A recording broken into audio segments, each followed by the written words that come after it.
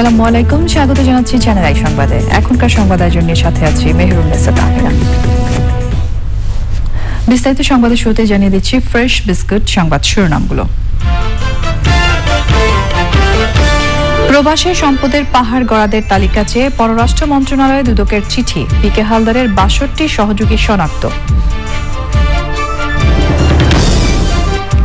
আওয়ামী লীগে জনগণের আস্থায় উন্নয়ন অব্যাহত, বললেন প্রধানমন্ত্রী। সামাজিক নিরাপত্তা ভাতার ডিজিটাল কার্যক্রম উদ্বোধন।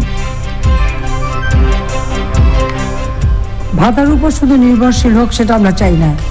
ভাতা পাবে, কিন্তু যার কর্মক্ষমতা আছে সে নিজে কিছু কাজও করবে, একবার ঘরে বসে থাকবে না। দেশে প্রথমবার সবচেয়ে কম শনাক্তের হার ৪.৯%। এ পর্যন্ত মোট আক্রান্ত ৫,২৫,৭২৩ জন। বেশি পুষ্টির উচ্চ ফলনশীল জাতের ধান উৎপাদনে দীর্ঘমেয়াদী কর্মসূচি, কৃষিকে লাভজনক করতে গবেষণা বাড়ানোর তাগিদ। এবং লকডাউনে ঘরে বসে কয়েক লাখ তরুণ উদ্যোক্তা। উইমেন অ্যান্ড ই কমার্স ফোরামে ১১ লাখ সদস্যের ৮০% নারী।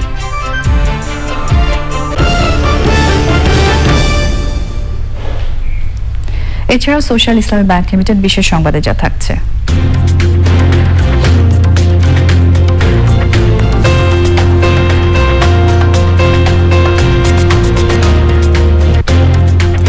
গোয়ার আন্তর্জাতিক চলচ্চিত্র উৎসবে বাংলাদেশকে ফোকাস কান্ট্রি করার খবর।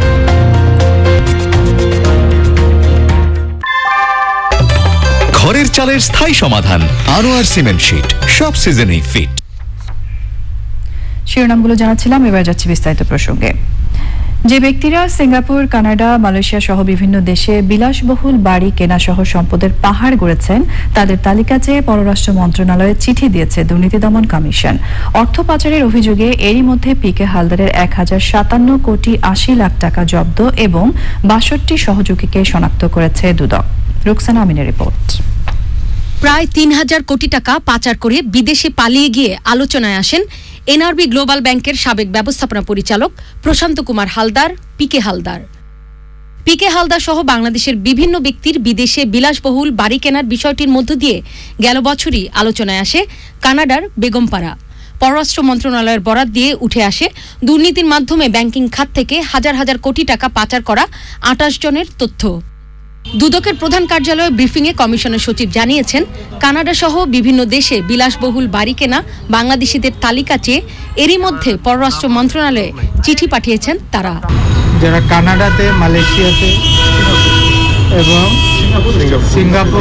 সিঙ্গাপুরে এই সমস্ত জায়গায় যারা অবৈধ সম্পদের মাধ্যমে বাড়িঘর করেছেন বলে জানা যাচ্ছে, তাদের ব্যাপারে পররাষ্ট্র মন্ত্রণালয়কে চিঠি দেওয়া হয়েছে। তারা এই বিষয়টি স্থানীয়ভাবে জেনে তাদের স্ব এজেন্সির মাধ্যমে বা আমাদের দূতাবাসগুলোর মাধ্যমে তারা আমাদেরকে অবহিত করবে। ব্রিফিংয়ে পিকে হালদার ইস্যুতেও কথা বলেন তিনি। তো আমরা ইতিমধ্যে অনেককে জিজ্ঞাসাবাদ করেছি।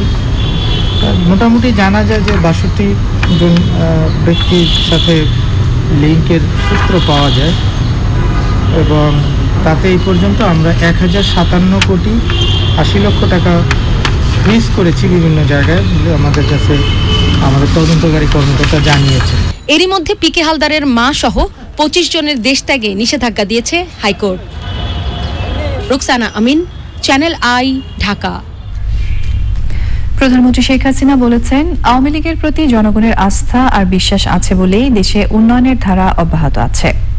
সামাজিক নিরাপত্তা ভাতা প্রদানের ডিজিটাল কার্যক্রম উদ্বোধন করে প্রধানমন্ত্রী শেখ হাসিনা এই ভাতা সরাসরি সুবিধাভোগীদের কাছে পৌঁছে দেওয়ার নির্দেশনা দেন। শুধু ভাতার উপর নির্ভর না করে আর্থসামাজিক উন্নয়ন কার্যক্রমে যুক্ত হওয়ার আহ্বান জানান তিনি। পান্থ রহমান জানাচ্ছেন বিস্তারিত। বঙ্গবন্ধুর সোনার বাংলার মূল মন্ত্র ছিল ক্ষুধা ও দারিদ্র্যমুক্ত সমাজ গড়ে তোলা। ৭৫-এর পর দেশে ফিরে সেই লক্ষ্য মাথায় নিয়ে শেখ হাসিনা চষে বেরিয়েছেন গোটা দেশ। আর প্রথমবার সরকারে এসেই চালু করেন সামাজিক নিরাপত্তা কর্মসূচি। সেই কর্মসূচির আওতায় যুক্ত হয়েছে বয়স্ক ভাতা, বিধবা ও স্বামী নিগৃহীতা ভাতা, প্রতিবন্ধী ভাতা এবং প্রতিবন্ধী শিক্ষার্থীদের উপবৃত্তি কার্যক্রম। সুবিধাভোগীদের কাছে সেই ভাতার অর্থ পৌঁছে দিতে মোবাইল আর্থিক প্রতিষ্ঠানের ডিজিটাল প্ল্যাটফর্ম ব্যবহার করছে সরকার।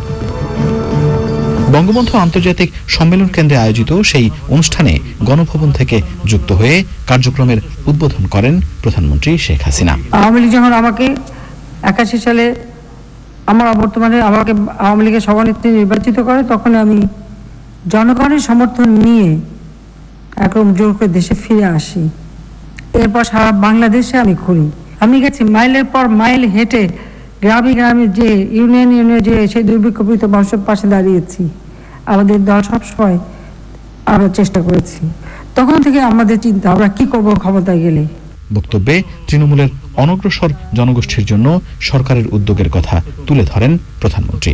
আমি যেদিন প্রথম প্রধানমন্ত্রীর শপথ নিই সেদিনই বলেছিলাম যে আমি দেশের মানুষের সেবক হিসেবে কাজ করব। এ সময় শুধুমাত্র ভাতার উপর নির্ভরশীল না হয়ে সক্ষমতা অনুযায়ী দেশের উন্নয়নে অংশী হওয়ার আহ্বানও জানান সরকার প্রধান। আমরা যে সমস্ত ভাতাগুলি দিচ্ছি এটার জন্য যথাযথ সঠিকভাবে যে মানুষটাকে আমরা দেবো তার হাতে পৌঁছায়, মাঝে যেন আর কেউ না থাকে। অনুষ্ঠানে চাঁদপুর, পিরোজপুর, লালমনিরহাট ও নেত্রকোনার সুবিধাভোগীদের কথা শোনেন প্রধানমন্ত্রী শেখ হাসিনা। আপনার জন্য দোয়া করি। পান্থ রহমান, চ্যানেল আই, ঢাকা। দেশে করোনা ভাইরাসের সংক্রমণ শুরুর পর ৩১৩তম দিনে গত ১০ মাসের মধ্যে প্রথমবার শনাক্তের হার রেকর্ড ৫% নিচে নেমে এসেছে। বৃহস্পতিবার শনাক্তের হার ছিল ৪.৯০। বৃহস্পতিবার সকাল ৮টা পর্যন্ত এই ২৪ ঘন্টায় করোনায় ১৬ জনের মৃত্যু হয়েছে। এ পর্যন্ত মোট মৃত্যু ৭,৮৪৯ জন। মৃত্যুর হার ১.৪৯%। ২৪ ঘন্টায় সুস্থ হয়েছেন ৮৮৩ জন। এ পর্যন্ত মোট সুস্থ ৪,৭০,৪০৫ জন। সুস্থতার হার ৮৯.৪৮%। ২৪ ঘন্টায় নমুনা সংগ্রহ হয়েছে ১৬,৭৩৭টি এবং পরীক্ষা হয়েছে ১৬,৬০৮ জনের। ২৪ ঘন্টায় আক্রান্ত হয়েছেন ৮১৩ জন। এই সময়ে শনাক্তের হার ৪.৯০%। এ পর্যন্ত মোট আক্রান্ত হয়েছেন ৫,২৫,৭২৩ জন। এখন পর্যন্ত মোট শনাক্তের হার ১৫.৩৮%। ধানের পুষ্টিসম্মত ও উচ্চ ফলনশীল জাত উৎপাদনের দীর্ঘমেয়াদী কর্মসূচি নেওয়া হবে বলে জানিয়েছেন কৃষিমন্ত্রী। ধান গবেষণা ইনস্টিটিউটের বার্ষিক কর্মশালায় কৃষিকে লাভজনক করতে বিজ্ঞানীদের গবেষণা বাড়ানোর আহ্বান জানান তিনি। ২০৩০ সালের আগে উৎপাদন দ্বিগুণ করার পরিকল্পনার কথা জানিয়ে কৃষি খাতে প্রণোদনা বাড়ানোর তাগিদ দিয়েছেন বিজ্ঞানী ও গবেষকরা। সামিয়া রহমান, প্রিমার রিপোর্ট। দেশের খাদ্য নিরাপত্তা নিশ্চিতে ধান গবেষণায় অগ্রগতি ও মূল্যায়নের লক্ষ্যে বাংলাদেশ ধান গবেষণা ইনস্টিটিউটের কর্মশালা। ধানের পুষ্টি ও উৎপাদন বাড়ানোর লক্ষ্যে আগামী দিনের গবেষণার ক্ষেত্র তৈরিতে সপ্তাহ জুড়ে এই আয়োজনে অংশ নেবেন বিজ্ঞানী, গবেষক সহ কৃষি খাতে সংশ্লিষ্টরা। কৃষি নিয়ে দীর্ঘদিনের মাঠ পর্যায়ের অভিজ্ঞতা তুলে ধরেন বিশেষজ্ঞরা। কৃষকের কাছে ধানের উচ্চ ফলনশীল জাতের গ্রহণযোগ্যতা ও জলবায়ু পরিবর্তনের ঝুঁকি বিবেচনায় সংশ্লিষ্টদের উদ্যোগের বিষয়ে প্রশ্ন রাখেন কৃষি উন্নয়ন ও গণমাধ্যম ব্যক্তিত্ব শাইখ সিরাজ। যদি 28 রিপ্লেসমেন্ট 96 হয়ে থাকে তাহলে সেটি কতটা মাঠ পর্যায়ে ব্যবহার হচ্ছে এই প্রশ্নটি আমি রাখছি। আমাদের হাইব্রিড জাতগুলোর গ্রহণযোগ্যতা সেইভাবে কেন কৃষক পর্যায়ে নেই? ক্লাইমেট চেঞ্জে স্ট্রেস টলারেন্ট ভ্যারাইটি সবচেয়ে বেশি লাক্সই ধান উৎপাদনের প্রযুক্তি হবে। অর্থাৎ সেই সমস্ত দিকে আমাদের ভালো কিছু জাত আসতে হবে, যে জাতগুলো আমাদেরকে কাঙ্ক্ষিত ফলাফল দেবে, কৃষক নেবে। খাওয়া মানুষ আগে মোটা চাল খেতে, এখন চিকন চালের দিকে ঝুঁকছে। শাইখ সিরাজ যথার্থ এটা উল্লেখ করেছে। এই যে বাজারের যে মূল্যটি আছে এটিকে আমাদের ধরে রাখতে হবে। এই যে শুরু হয়ে যাওয়া যে বড় সিজন, তাতে কৃষক কি বিনিয়োগ করবেন, কতখানি বিনিয়োগ করবেন, তার উপরে খুবই ইতিবাচক প্রভাব ফেলবে। আমদানি কমিয়ে উৎপাদনশীলতা বাড়াতে নানা উদ্যোগের কথা জানান কৃষিমন্ত্রী। মিলে সম্মিলিতভাবে একটা কর্মসূচি নিতে হবে, যে কর্মসূচির মাধ্যমে আমরা জাতিকে বলবো জমক ভ্যারাইটির মাধ্যমে এত উৎপাদন আমরা বৃদ্ধি করব আগামী 3 বছর বা 4 বছর বা 5 বছর। যে দুইটা ধানের মাঝে একটা ফসল ডাল 70-80 দিনে হয়, এই প্রযুক্তিগুলো আনার জন্য, আরো এরিয়া কভার করার জন্য আমাদেরকে কর্মসূচি নিতে হবে। মন্ত্রী জানান, এবছর আউশ ও আমনে ফলন কমায় চালের দাম বেড়েছে। এতে স্বল্প আয়ের মানুষের কষ্টের কথা স্বীকার করে উৎপাদন বাড়ানোর তাগিদ দিয়েছেন কৃষিমন্ত্রী। স্বল্প আয়ের মানুষ একটু দাম বাড়াতে তাদের কষ্ট হচ্ছে। সরকার আপ্রাণ চেষ্টা করছে। Samia Rahman, Prima, channel I, Dhaka. Corona মহামারীতে লকডাউনে যখন বন্ধ ছিল অর্থনৈতিক অনেক খাত, তখন ঘরে বসেই নতুন উদ্যোক্তা হয়ে উঠেছেন কয়েক লাখ মানুষ। ফেসবুক ভিত্তিক women and e commerce forum উইতে করোনাকালে যুক্ত 11 লাখ সদস্যের 80% নারী। করোনাকালে এই গ্রুপ থেকে নবীন উদ্যোক্তারা বেচা বিক্রি করেছেন 350 কোটি টাকার পণ্য। ই কমার্স নিয়ে লায়লা নওশিনের ধারাবাহিক প্রতিবেদনের 7ম পর্ব আজ। ঢাকার মিরপুরের নবীন উদ্যোক্তা আইরিন আক্তার এনি নিজের 2 সন্তানের জন্য একসময় শখের বশে শিখেছিলেন নানা ধরনের কেক বানানো। করোনাকালে সেই শখই হয়ে যায় পরিবারের জীবিকা নির্বাহের একমাত্র উপায়। ঘরে বসে নানা ধরনের কেক বানিয়ে অনলাইন প্ল্যাটফর্মকে কাজে লাগিয়ে সফল আজ এই উদ্যোক্তা। তৈরি হয়েছে নিজস্ব একটি পরিচয়। করোনার 8 মাসে কেক বিক্রি করে আয় করেছেন 5.5 লাখ টাকার বেশি। আমার হাজবেন্ড শুধুমাত্র চাকরিটা ছেড়ে দিয়ে সে একটা নতুন একটা বিজনেস শুরু করেছিল। তো সেই সময় হচ্ছে টোটাল লকডাউনটা পড়ে যায়। ওই টাইমে আমার এই যে উইতে অ্যাক্টিভ হওয়া, এই সেলটা আমার ফ্যামিলির জন্য অনেক সাপোর্ট হয়েছে এবং সম্পূর্ণ সাপোর্টটা আমি দিতে পেরেছি। স্বপ্ন হচ্ছে প্রত্যেকটা গলিতে গলিতে যেন আমার কেক যায়। অনলাইন প্ল্যাটফর্মকে কাজে লাগিয়ে শখের কাজগুলোর মাধ্যমে কিভাবে সফল হওয়া যায় তা আমাদেরকে করোনা মহামারী শিখিয়ে দিয়েছে। উদ্যোক্তা আইরিনের মতো অনেকেই লকডাউনে ঘরে বসে না থেকে নিজের শখের কাজগুলো সামনে এনে সফলতা পেয়েছেন। তারা মনে করেন পরিবার এবং চারপাশের মানুষদের সমর্থন পেলেই কিন্তু প্রত্যেকটা নারীর ঘরে ঘরে তৈরি হতে পারে সফলতার গল্প। করোনাকালে কাজ হারিয়ে হতাশ না হয়ে অনেকেই হয়েছেন উদ্যোক্তা। রাজধানী ছাড়াও দেশের প্রত্যন্ত এলাকাতেও দেশীয় পণ্য নিয়ে কাজ করছেন অনেকেই। আমি কখনোই ভাবিনি যে আমি গ্রামে থেকে একটা আমাদের দেশে ঐতিহ্য এত দামি প্রোডাক্ট আমি এত ভালো একটা সাড়া পাবো।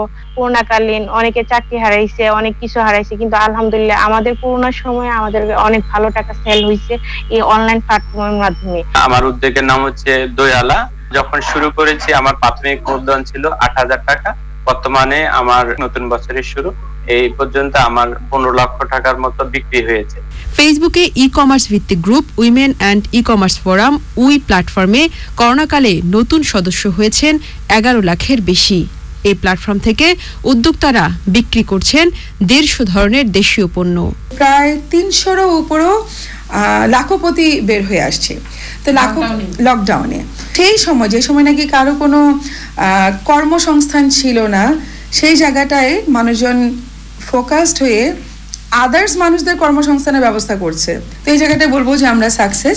এর মেন কারণই হচ্ছে যে লকডাউনে তখন প্রচুর মানুষ জয়েন করেছে, তারা ট্রেনিং নিয়েছে, স্কিল ডেভেলপ করেছে এবং তারপর নিজের উদ্যোগের সাথে সেগুলোকে লাগিয়েছে কাজে। এই 11 লক্ষ মেম্বারের ভিতরে 80%ই হচ্ছে নারী। সংশ্লিষ্টরা বলছেন অনলাইন প্ল্যাটফর্মকে কাজে লাগিয়ে নবীন উদ্যোক্তারা যেভাবে সফল হচ্ছেন দিন দিন, সেই ধারাবাহিকতা বজায় রাখতে এবং আন্তর্জাতিক বাজারেও এসব পণ্যের চাহিদা বাড়াতে সরকারের পর্যাপ্ত সহযোগিতা প্রয়োজন। Laila Nowshin, channel I. এবারের প্রসঙ্গ আই স্পোর্টস।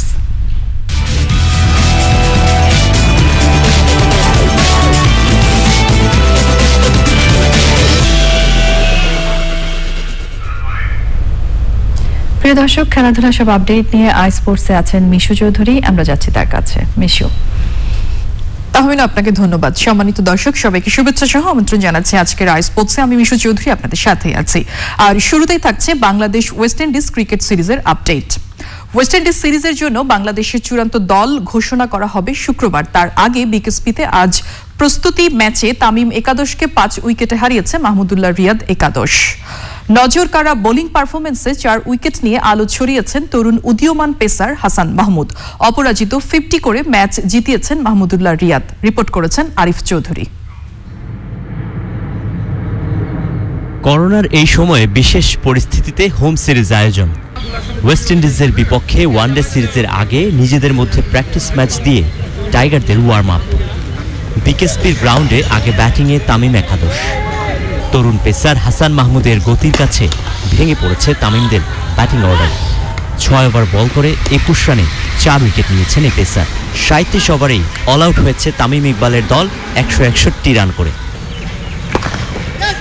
সহজ টার্গেটের জবাব দিতে নেমে ওপেনার নাইম শেখের 43 রানের পর ক্যাপ্টেন মাহমুদুল্লাহর 50-তে 5 উইকেট হারিয়ে সহজেই ম্যাচটা জিতে নিয়েছে তারা। 64 বলে 51 করে নট আউট ছিলেন রিয়াদ। বলাররা খুব ভালো বোলিং করেছে, দুই টিমের বলাররাই খুব ভালো বোলিং করেছে।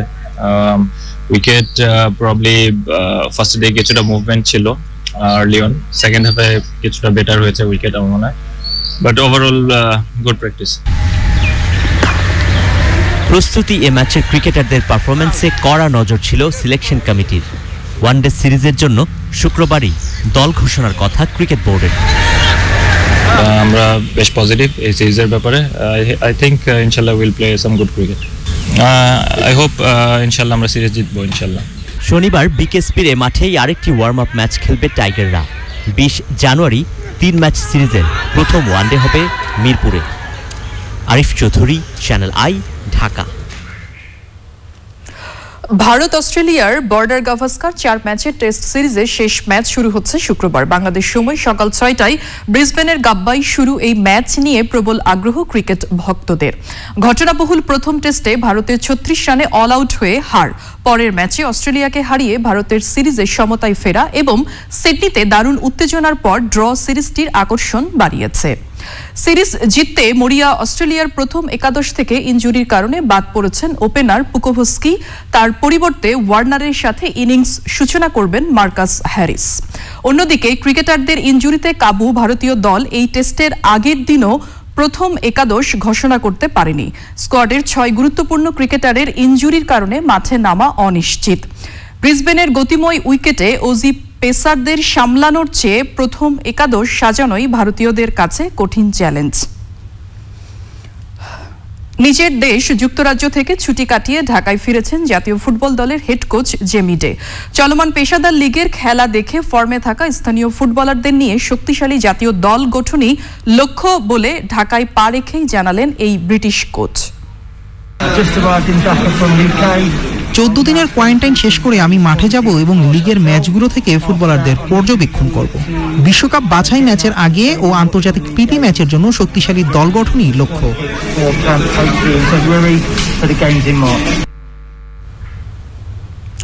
সম্মানিত দর্শক, এই ছিল আজকের আই স্পোর্টসে। আপনাদের সবাইকে ফিরে নিয়ে যাচ্ছি মূল সংবাদে তাহমিনার কাছে। মিশু, আপনাকে ধন্যবাদ আমাদের সঙ্গে যুক্ত হয়ে খেলাধুলার সবশেষ তথ্য জানিয়ে দেওয়ার জন্য। এবার চলে যাচ্ছে ইস্পাহানি ভ্যাকসিন সংবাদ অগ্রগতি প্রসঙ্গে।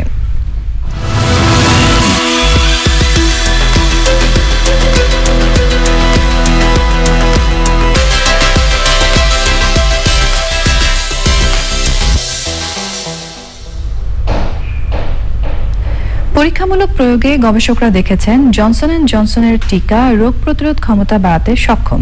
সিঙ্গেল ডোজের এই টিকা প্রয়োগে করোনাভাইরাস রুখতে শরীরে অ্যান্টিবডি এবং টি সেল উৎপন্ন হচ্ছে বলে জানিয়েছেন তারা।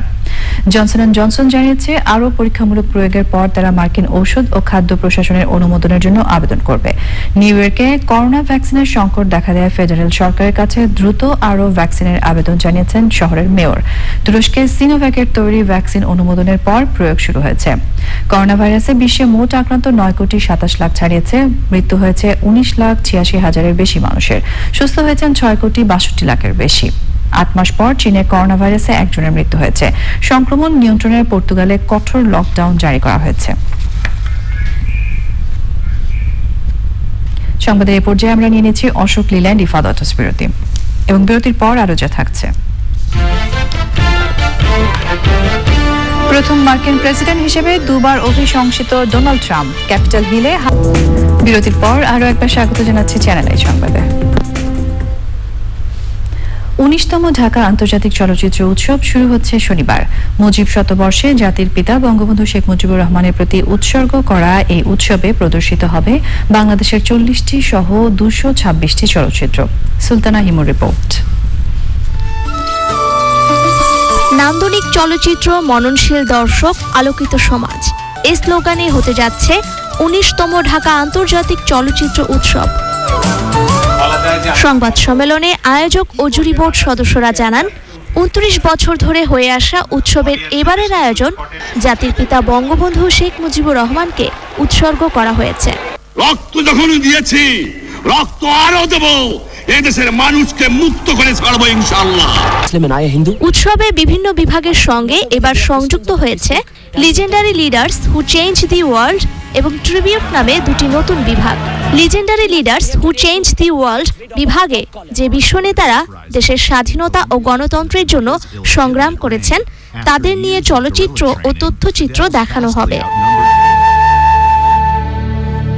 ট্রিবিউট বিভাগে থাকছে অস্কার জয়ী নির্মাতা সত্যজিৎ রায়ের 7টি কালজয়ী সিনেমা। তোমরা যাবে সঙ্গে যাবে কি? এর সঙ্গে আমি আর আমার সঙ্গে অসীমার যে ছবিটা ফাদার অফ দ্য নেশন, সেই ছবিটাও আমরা দেখাচ্ছি। তো এটা ওপেন ইয়ার শো থাকবে, ওপেন ইয়ার স্ক্রিনিং হবে।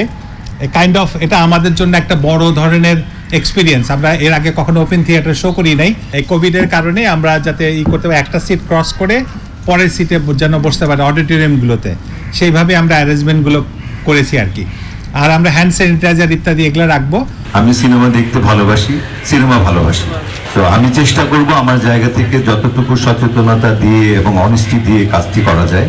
চলচ্চিত্র কর্মী হিসেবে আমি মনে করি যে এই উৎসব আমাদেরকে অনুপ্রাণিত করছে এবং আগামীতেও করবে। উৎসবে প্রতিদিন থাকছে সেমিনার ও মতবিনিময়। রাজধানীর কেন্দ্রীয় গণগ্রন্থাগার, শওকত ওসমান স্মৃতি মিলনায়তন, জাতীয় জাদুঘর ও শিল্পকলা একাডেমিতে প্রদর্শন হবে উৎসবের চলচ্চিত্র। সুলতানা হিমু, চ্যানেল আই, ঢাকা। নিটুল টাটা, আন্তর্জাতিক সংবাদ।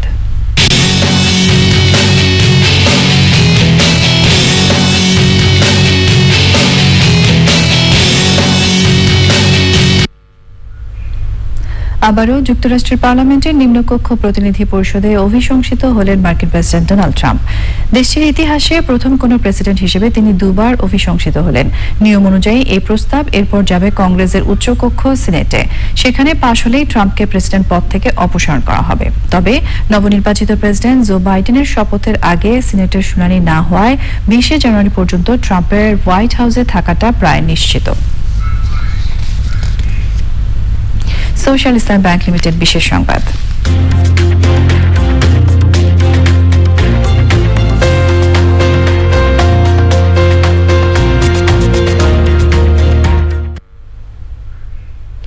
বাংলাদেশের স্বাধীনতা ও ভারতের সাথে বন্ধুত্বের 50 বছর উপলক্ষে গোয়ায় আন্তর্জাতিক চলচ্চিত্র উৎসবে ফোকাস কান্ট্রি হিসেবে বেছে নেওয়া হয়েছে বাংলাদেশকে।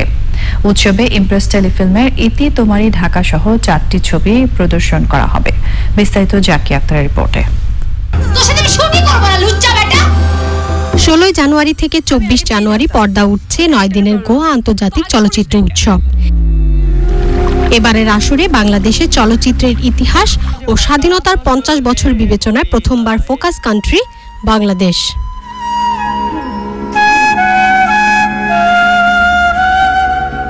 51তম এই আসরে ইমপ্রেস টেলিফিল্মের ইতি তোমারি ঢাকা মুক্তিযুদ্ধের প্রেক্ষাপটের ছবি জীবনঢুলি, মেঘমল্লার ও আন্ডার কনস্ট্রাকশন সিনেমা প্রদর্শন করা হবে। এর পরের বার থেকে ভাড়া তুমি দিও, গাড়ির সাথে আমারটা। মনোনীত সিনেমার নির্মাতারা মনে করছেন এই উৎসব দেশের চলচ্চিত্র সমৃদ্ধ করার পাশাপাশি তরুণ নির্মাতাদের আরো বেশি উৎসাহিত করবে।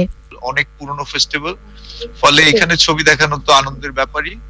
আর এবারে স্পেশালি ভালো লাগতেছে যে আমাদের ছবিটাও আসলে মুক্তিযুদ্ধের সিনেমা, সেটা আমরা এই 50 বছর পূর্তিতে দেখাতে পারতেছি এখানে।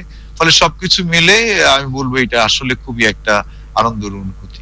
বাংলাদেশ রাষ্ট্রের সিনেমার জন্য বা সাম্প্রতিক সময় যারা তরুণ নির্মাতা, আপনি যদি ছবিটার সিলেকশন দেখেন, যেখানে তানভীর মোকাম্মেল ভাইয়ের ছবি থেকে শুরু করে জাহিদুর রহিম অঞ্জন কিংবা রুবায়াত আপা কিংবা একদল তরুণ নির্মাতার তৈরি ইতি তোমার ঢাকা, এই যে ছবিটার সিলেকশন এবং ডাইভার্সিটি, এইটা অবশ্যই হচ্ছে গোয়াতে যে অডিয়েন্স কিংবা ইন্টারন্যাশনাল ফিল্ম ফেস্টিভ্যাল সার্কিটে বাংলাদেশ সম্পর্কে একটা নতুন করে অনুপ্রেরণা জাগাবে। চলচ্চিত্র প্রদর্শনের পাশাপাশি প্রথমবারের মতো উৎসবে বিচারকের দায়িত্ব পালন করবেন আন্ডার কনস্ট্রাকশন পরিচালক রুবাইয়াত হোসেন। জাকিয়া আক্তার, চ্যানেল আই, ঢাকা। এবারে রয়েছে অর্থনীতি সংবাদ।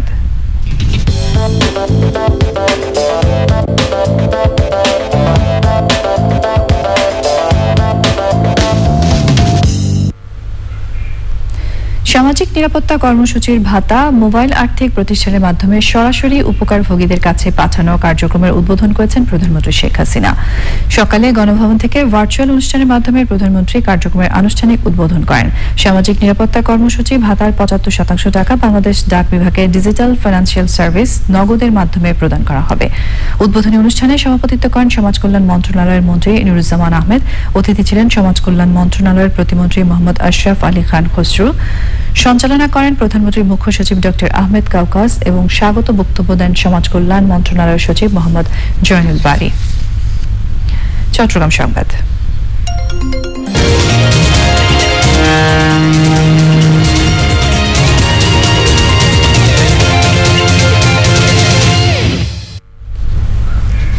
নৌবাহিনীর 18 দিন ব্যাপী বাৎসরিক মহড়ার সমাপনী হয়েছে। বঙ্গোপসাগরে নৌ মহড়ার শেষ দিন প্রধান অতিথি ছিলেন ভূমিমন্ত্রী সাইফুজ্জামান চৌধুরী জাভেদ এমপি। সমুদ্র এলাকায় দেশের সার্বভৌমত্ব সংরক্ষণ, সমুদ্র সম্পদের হেফাজত, সমুদ্র পথের নিরাপত্তা বিধান সহ চোরাচালান রোধে, জলদস্যু দমন, উপকূলীয় এলাকায় জীববৈচিত্র্য সংরক্ষণ এবং সমুদ্র এলাকায় নিরাপত্তা নিশ্চিতকরণ এই মহড়ার উদ্দেশ্য। মহড়ায় জাহাজ থেকে মিসাইল উৎক্ষেপণ, anti air rapid open fire, RDC fire, নৌ কমান্ডো মহড়া এবং নৌযুদ্ধের বিভিন্ন কলাকৌশল প্রদর্শন করা হয়। মহড়ায় নৌবাহিনী, সেনাবাহিনী, কোস্টগার্ড, বিমান বাহিনী সহ মেরিটাইম ইউনিটের সদস্যরা অংশ নেয়। এবারে পূবালী ব্যাংক লিমিটেড কৃষি সংবাদ।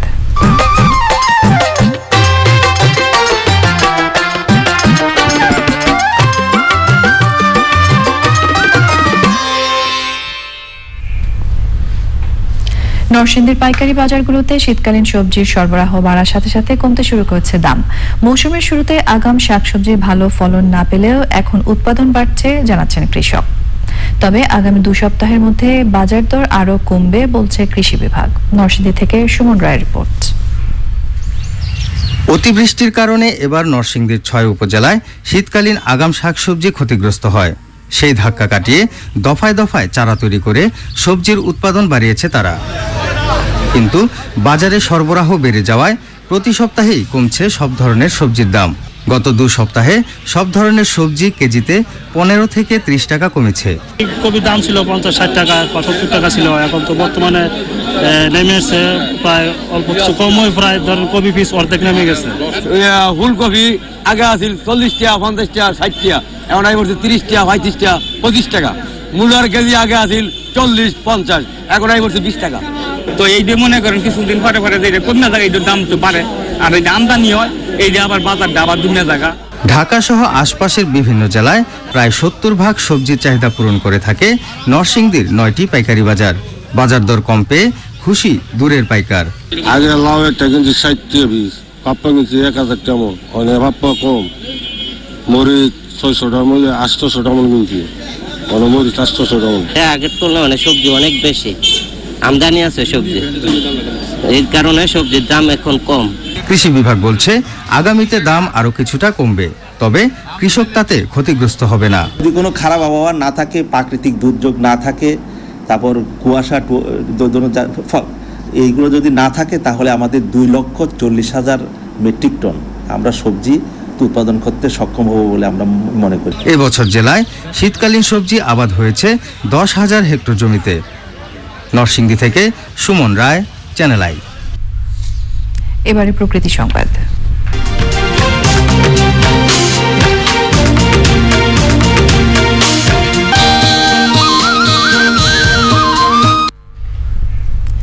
গাইবান্ধায় করতোয়া, কাটাখালী ও বাঙালি নদী থেকে অবৈধ বালু উত্তোলন থামছে না।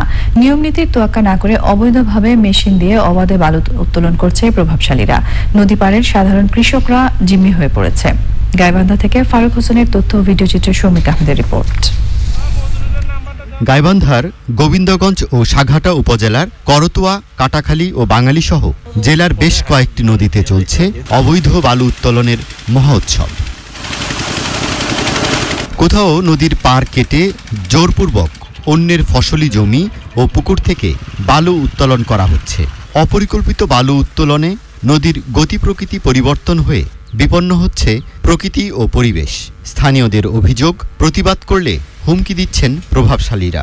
অনেক বিষয়ে তারা প্রশাসন জানেও জানে না, এখানে লাইভ দেওয়া হয়, তারপর গাইবান্ধায় ওনারা গিয়ে দিছে, স্মারকলিপি দিছে, কিছুদিন বন্ধ ছিল, আবার জেগে সেই তুলতেছে। তো নদীর মধ্যে থেকে তুলতেছে, নদীর মধ্যে থেকে তুলে বিক্রি করতেছে সেটা ফিরে এখন এলে গাড়ি ভেকু নেছে সে মাটি তুলিচ্ছে, তাহলে ভেকু নেছে জুল দেয়, তাহলে এলে বাড়িঘর থাকবে। কন বালু তোলার কারণে মাঝখানে দ হয়ে যাওয়ার কারণে পানির ধাক্কাটা এসে বালি, এর কারণে এই সিসিগুলো নিচে চলে গেছে দ হওয়ার কারণে। না, তারা প্রভাবশালীর কারণে আমরা তারা নিষেধ করলে নিষেধ শুনতেছে না। স্থানীয় প্রশাসনকে ম্যানেজ করেই বালু উত্তোলন চলছে বলে অভিযোগ রয়েছে। নদীর পাড়ের মানুষ আর নদীর পাড়ে থাকতে পারছে না, প্রতিনিয়ত ভাঙছে, ফলে তারা জমি হারাচ্ছে, বাড়ি হারাচ্ছে, আবাদি জমি নষ্ট হচ্ছে। যে বালু বসুরা যে বালু উত্তোলন করছে, শতাধিক ড্রেজার মেশিন, যেটাকে বলে বোমা মেশিন, এই যে বালু তুলে নদী থাকতেছে না। বালু উত্তোলনের বিরুদ্ধে ব্যবস্থা নেওয়ার আশ্বাস স্থানীয় প্রশাসনের। 30 লক্ষ টাকার অধিক জরিমানা করেছি এই 2-3 মাসের মধ্যে। 150 অধিক আমরা বিভিন্ন ড্রেজার মেশিন জব্দ করেছি, সেই সাথে আমরা ধ্বংস করেছি। বন্ধ করার চেষ্টা করছি উপজেলা প্রশাসন থেকে, তারপরও অনেক সময় দেখা যাচ্ছে যে বিচ্ছিন্নভাবে রাতের আধারে বালু উত্তোলন করছে। আসলে আমরা যখনই যাই, হয়তো বা পুলিশও যায়, যাওয়ার পরে দেখা যায় যে ওইখানে তাৎক্ষণিকভাবে তারা লোকজন পালিয়ে যায়। অবৈধ বালু উত্তোলন বন্ধে দ্রুত কার্যকর পদক্ষেপ নেওয়ার দাবি এলাকাবাসীর। Soumik Ahmed, channel I. এবারে এক্সিম ব্যাংক বাণিজ্য সংবাদ।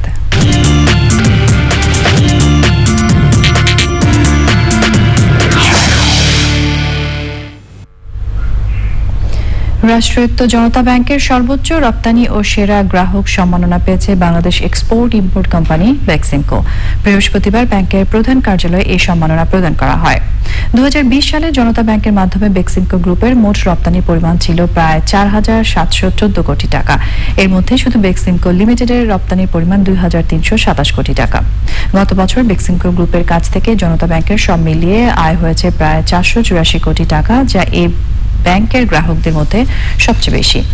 উপস্থিত ছিলেন বেক্সিমকো গ্রুপের সিইও সৈয়দ নাভিদ হোসেন এবং জনতা ব্যাংকের এমডি ও সিইও আব্দুস সালাম আজাদ এবং প্রতিষ্ঠান দুটির কর্মকর্তারা। সংবাদের এই পর্যায়ে আমরা আবারও নিয়ে নিচ্ছি অশোক লীলা নিফাত অটোস বিরতি, এবং বিরতির পর আরো যা থাকছে।